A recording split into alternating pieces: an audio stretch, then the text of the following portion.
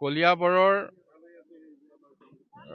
সামগ্ৰিকভাৱে যোৱা 5টা বছৰত বিভিন্ন উন্নয়নৰ লগতে উল্লেখ কৰিবলগীয়া উন্নয়নখিনি হৈছে কলিয়াবৰ মহাবিদ্যালয়ৰ একমাত্ৰ আমাৰ উচ্চ শিক্ষাৰ অনুষ্ঠানৰ স্থাপন হোৱাৰ 55 বছৰৰ পিছত কলিয়াবৰত এখন চৰকাৰী আইন মহাবিদ্যালয় স্থাপন, কলিয়াবৰত আন এখন পূৰ্ণ পৰ্যায়ৰ মহাবিদ্যালয় পশ্চিম কলিয়াবৰ মহাবিদ্যালয় স্থাপন, কলিয়াবৰত আমি ইয়াত আজি এখন 50খন বিচনাযুক্ত আয়ুষ হস্পিটালৰ আমি সংযোজন কৰিছোঁ।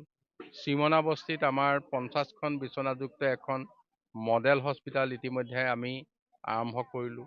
জখলাবন্ধাত প্ৰায় 200খন বিচনাযুক্ত জিলা চিভিল হস্পিটালতকৈ উন্নত এখন চিকিৎসালয় আৰম্ভ কৰা হৈছে। কুঠৰিত 30খন বিচনাযুক্ত এখন চিকিৎসালয় কাম আৰম্ভ কৰা হৈছে সম্পূৰ্ণৰ পথত। পানী গাঁৱত আমি ঠিক তেনেধৰণে এখন 30খন বিচনাযুক্ত হস্পিটাল ইতিমধ্যে নিৰ্মীয়মান হৈ আছে। আমবাগানত নতুনকৈ এখন হস্পিটালৰ ইতিমধ্যে আমি মঞ্জুৰি পাই মাটি বাৰী আমি ইতিমধ্যে চমজি দিছোঁ। ঠিক তেনেকৈ আমাৰ কেইবাখনো হায়াৰ ছেকেণ্ডেৰী স্কুলক নতুন ৰূপত ৰূপ দি 7 কোটিৰ পৰা 8 কোটি টকালৈকে খৰচ কৰি নতুন বিল্ডিং ইতিমধ্যে নিৰ্মাণ কৰা হৈছে। নাৰ্ছিং স্কুলৰ আমি ইতিমধ্যে টেণ্ডাৰ পৰ্যায়লৈ গৈছে।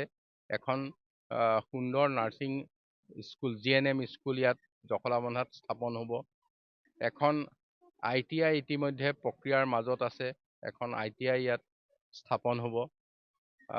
ঠিক তেনেধৰণে শিক্ষা খণ্ড, স্বাস্থ্য কেন্দ্ৰকে ধৰি গড়কাপ্তানি বিভাগৰ বিভিন্ন কাম কাজে কলিয়াবৰত যোৱা 5টা বছৰত যি উন্নয়ন, আমাৰ ষ্টেডিয়াম ইতিমধ্যে নিৰ্মাণ হ'ল। ইনডোৰ ষ্টেডিয়ামৰ আমি চেংচন পাইছোঁ, ইনডোৰ ষ্টেডিয়াম আকৌ নিৰ্মাণ হ'ব।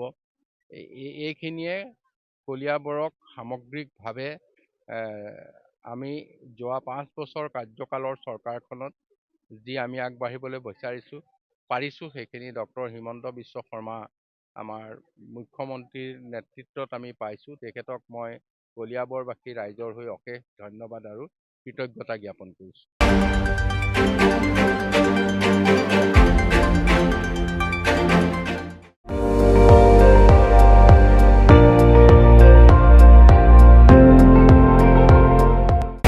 আপুনি চাই আছে ND24, সৰ্বশ্ৰেষ্ঠ নহয় সৰ্বোত্তমৰ দৌৰ।